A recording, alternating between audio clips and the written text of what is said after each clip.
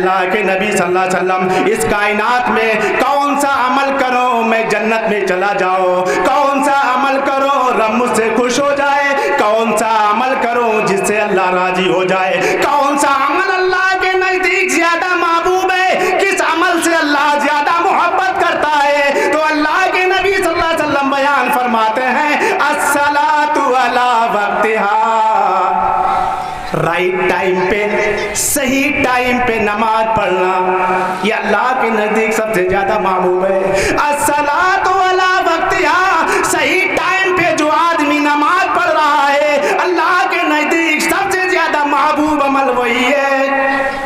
अल्लाह के नबी सल्लल्लाहु अलैहि वसल्लम से फिर पूछते हैं अल्लाह के नबी सल्लल्लाहु अलैहि वसल्लम इसके बाद अल्लाह को कौन सा अमल पसंद है। नमाज, सही टाइम पे नमाज पढ़ना। जो लोग नमाज पढ़ते भी हैं वो जोहर को, असर को, मगरिब को, ईशा को इकट्ठा करते करते चले जाते हैं। कभी किसी दिन सारी नमाजों को गोल भी कर देते हैं। लेकिन नमाजों को गोल करने वालों अल्लाह के नबी सल्लल्लाहु अलैहि वसल्लम ने इरशाद फरमाया बैनल अब्दी व बैनुल कुफ्रि तर्कुल सलात, एक मोमिन बंदे एक काफिर के दरमियान सिर्फ नमाज का ही फर्क है। जो आदमी नमाज पढ़ रहा है, जो आदमी नमाज का एहतमाम कर रहा है, जो आदमी 5 वक्त नमाज सही टाइम पे पढ़ रहा है अल्लाह के नजदीक सबसे ज्यादा महबूब अमल वही कर रहा है। अल्लाह के नबी सल्लल्लाहु अलैहि वसल्लम से अब्दुल्लाह इब्ने मसूद कहते हैं अल्लाह के नबी सल्लल्लाहु अलैहि वसल्लम अब मुझे ये बतलाओ नमाज सही टाइम पे पढ़ने के बाद इसके बाद अल्लाह को कौन से ज्यादा बेहतरीन अमल और महबूब अमल है अल्लाह के नजदीक। तो अल्लाह के नबी सल्लल्लाहु अलैहि वसल्लम कहते हैं बिर्रुल वालिदैन, माँ बाप के साथ नेकी करना, माता और पिता के साथ एहसान करना। बिर्रुल वालिदैन, माता और पिता की नेकी करना, उनकी खिदमत करना, पेरेंट्स के साथ सही तरीके से उनकी फरमा बरदारी करना। ओ बे आप पेरेंट्स, माँ बाप की खिदमत करना, माँ बाप के साथ इज्जत से पेश आना, माँ बाप से अच्छी अंदाज से बात करना। माँ बाप जिनके मौजूद हैं वो माँ बाप को माँ बाप ना समझे बल्कि अनमोल नेमत समझे, ऐसी नेमत समझे जो किसी भी मार्केट में किसी भी जगह खरीद नहीं सकते हैं। सारी चीजें तो मिल सकती हैं, बेटा मिल सकता है, बीवी मिल सकती है, खानदान मिल सकता है, लेकिन माँ और बाप तुम्हें किसी भी मार्केट में किसी बाजार में खरीदने पे नहीं मिल सकते हैं। माँ और बाप ये अनमोल कीमत है, इनकी हिफाजत करो, इनकी खिदमत करो। तारीख उठाओ, इस्लाम मजहब ने माँ और बाप के बारे में फरमाया कि माँ और बाप फ़इन्नल जन्नत तहत क़दमिहा, बेशक जन्नत माँ के कदमों के नीचे है। मैंने छोटी छोटी किताबों में इसी मदरसे में पढ़ा जन्नत माँ के कदमों के नीचे है। बहुत सालों तक ये समझ में नहीं आया कि जन्नत माँ के कदमों के नीचे है, इसका क्या मतलब है। माँ के कदमों के नीचे जन्नत है, ये सवाल मैं कभी कभार करता भी था कि माँ के कदमों के नीचे जन्नत है। अभी बच्चा ही सा था लेकिन समझ में नहीं आया।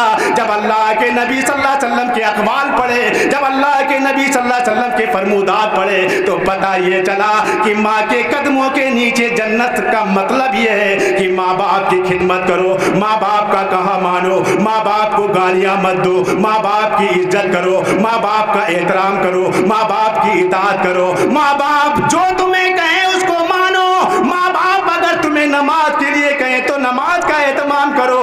माँ बाप अगर मरते हुए कह जाए कि बेटा ये मकान अल्लाह के लिए, मस्जिद के लिए, तो बेटों पे जिम्मेदारी होती है कि वसीयत फर्ज होती है वो मस्जिद के लिए अता कर दे। अगर माँ बाप ने मरते हुए कहा इतना बैंक बैलेंस ये मस्जिद और मदरसों के लिए ये वक्फ कर दें तो बेटों के ऊपर फर्ज हो जाता है कि वो उसको अता करे। आओ अल्लाह के नबी सल्लल्लाहु अलैहि वसल्लम की एक हदीस सुनो। हज़रत अब्दुल्लाह इब्ने अमर इस हदीस के रावी हैं, कहते हैं कि एक आदमी अल्लाह के नबी सल्लल्लाहु अलैहि वसल्लम के पास आया, कहा मैं जिहाद में जाने की इजाज़त चाहता हूँ। इस्लाम मजहब में जिहाद, जहादा के माने होते हैं कोशिश करना, अपने अखलाक, अपने कैरेक्टर, अपने जिंदगी के अहवाल से लोगों के सामने ये पेश करें कि इस्लाम मजहब है क्या। इस्लाम मजहब सच बोलने की ताकीद करता है, इस्लाम मजहब चोरी से बात रहने के तुम्हें हुक्म देता है, इस्लाम मजहब तुम्हें जिना से दूर रखने, इस्लाम मजहब। आज ही की बात है हमारे कोतवाली सदर में एक लड़की बाहर से रो रो करके बयान दे रही थी, आज ही की बात है, मेरा निकलना इत्तेफाक से हुआ। मैंने कहा देखो इस्लाम मजहब तुम्हें ये बतला रहा है कि किसी की बहन तुम्हारी बहन है, किसी की माँ तुम्हारी माँ है, किसी की बेटी तुम्हारी बेटी है। इस्लाम मजहब तुम्हें ये ताकीद कर रहा है, तुम किसी की माँ को गाली मत दो। अगर तुम किसी की माँ को गाली देते हो, वो तुम्हारी माँ को गाली देता है, लिहाजा तुम अपनी माँ को ही गाली दे रहे हो। जहदा के माने होते कोशिश करना। इस्लाम मजहब की तरवीज, इसकी इशाअत, इसको फैलाने के लिए अपने अखलाक से, अपने कैरेक्टर से, इसका नाम जिहाद है। माल से, अपनी जान से, क्या जहाँ पे लड़ाई दंगे हो, अपनी ताकत का इजहार कीजिए, उनमें इस्लाह कीजिए, उनमें सुलह कराइए, उनमें कंप्रोमाइज कराइए। एक सहाबी कहते हैं जिहाद में जाने की इजाज़त का अल्लाह के नबी सल्लल्लाहु अलैहि वसल्लम मुझे जिहाद में जाने की इजाज़त दे दीजिए। तो आपने कहा नहीं, ये बताओ अल्लाह का अबवान, क्या तुम्हारे माँ और बाप हैं? माता और पिता तुम्हारे जिंदा हैं या नहीं? अल्लाह का अबवान, क्या तुम्हारी माँ, माता और पिता हैं? तो वो कहते हैं हाँ अल्लाह के नबी सल्लल्लाहु अलैहि वसल्लम मेरे माँ और बाप दोनों हैं। तो आप फरमाते हैं फफीहिमा फजाहिद, जाओ उन्हीं में रह करके जिहाद करो, माँ और बाप की खिदमत करो, ये जिहाद है। इस्लाम मजहब कह रहा है। तारीख उठाओ, अल्लाह के नबी हजरत मोहम्मद रसूलुल्लाह सल्लल्लाहु अलैहि वसल्लम ने माँ का मकाम और बाप का मकाम, माँ और बाप की खिदमत करने से दुआ कबूल होती है। दलील है हजरत अब्दुल्ला इब्ने उमर की रवायत। हजरत अब्दुल्ला इब्ने उमर रज़ी अल्लाह ताला अन्हु बयान फरमाते हैं, कहते हैं अल्लाह के नबी सल्लल्लाहु अलैहि वसल्लम ने इरशाद फरमाया कि 3 आदमी कहीं जा रहे थे निकल करके, 3 लोग कहीं जा रहे थे।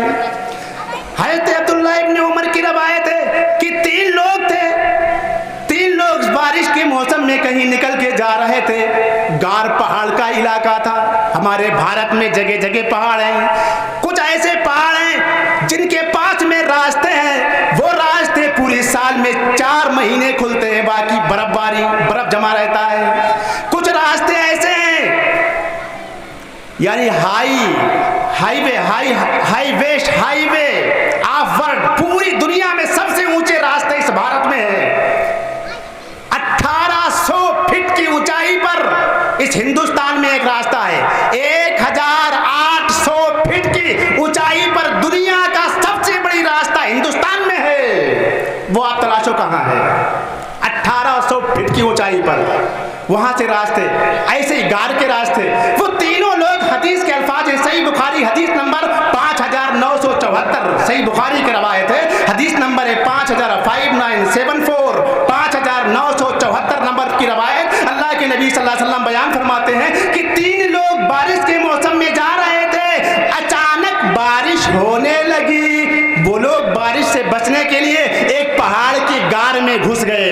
जब अंदर घुसे तो ऊपर से एक बहुत बड़ी चट्टान आकर के उसके मुंह पे रुक गई, गार बिल्कुल बंद हो गया और वो तीनों अंदर हो गए।